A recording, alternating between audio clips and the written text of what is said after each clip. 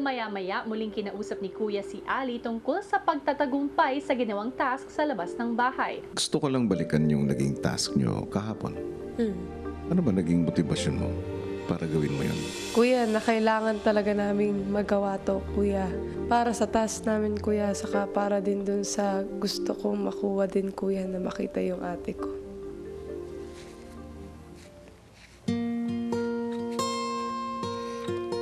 Labis ang pagkasabik mo sa iyong ate. Opo, kuya. Kasi parang nagkalayo po kami, kuya.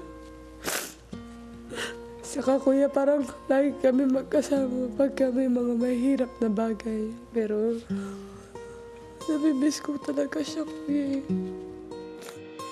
Ali, na matapos ang iyong pagsakripisyo na kumpleto niyo na ang mga bote at mangyayari ang inaasam mo. Thank you, kuya. At matapos ang 7 buwan na hindi pagkikita ni Ali at ng kanyang ate Lea, Oh my God. oh, ano yan? Kumiyak.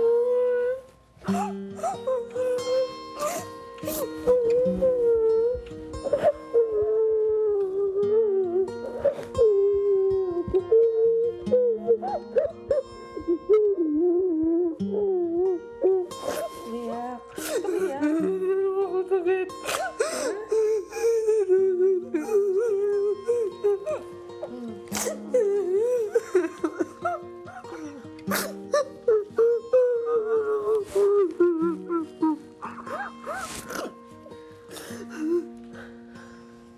Oo, kaya umiyak. Kaya umiyak. Ba't hindi ka nagsasagot? Sumasagot! Binatid pa kita ng birthday mo. Kung ano mo kamot ng puwi. Paano nga? Paano nga? Nandito ako. Nandito lang ako. Hindi ko kayo iniwan. Ikaw, iiwan pa kita? Ikaw naman. Ba't di umalis doon? Yung sabi mo, sa bahay mo? Ha? Sa bahay mo? Mas mahirap kasi nauwi pa ako ng QC, tas papasok ko everyday, so uwi ako ng madaling araw. Tapos pagka tinatext kita, lagi kang busy. Oh, kasi natataon lagi, natataon. Nabis ka na nila lahat to. Oo, kausap ko din sila, huwag ka na mag-alala. Ano umiyak. Galingan mo lagi, and dapat, alam mo yun, I know you're strong enough, and you're wise enough, and you're kind enough na i-handle lahat ng bagay. So, stop crying na.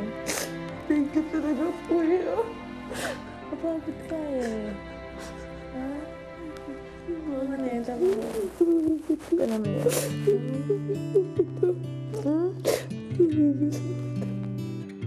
Ali at Lea, ako ay natutuwa.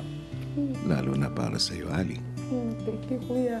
Hindi naman madali ang pinagdaanan ninyo magkapatid, lalo na sa pagsubok na dumating sa inyong buhay. Marahil, Lea, Po, kuya. si Ali ay nangungulila. Kahit may iba't ibang paraan ng komunikasyon, siguro iba talaga ang presensya at halaga nito kung nakikita ka niya. At sa iyo naman, Ali, Yes, kuya. kaya nang nasabi niya sa akin, gagawin niya ang lahat para sa inyo. Thank you, kuya. At tandaan ninyo na kahit na anong hirap ng buhay, pamilya ang una at huling sandigan ng kahit sino man. Pahalagahan ninyo ang relasyon ninyo bilang magkakapatid. Hey, kapamilya! Be updated with the Pinoy Big Brother housemates by clicking the subscribe button and watch all the latest videos by clicking the I button above.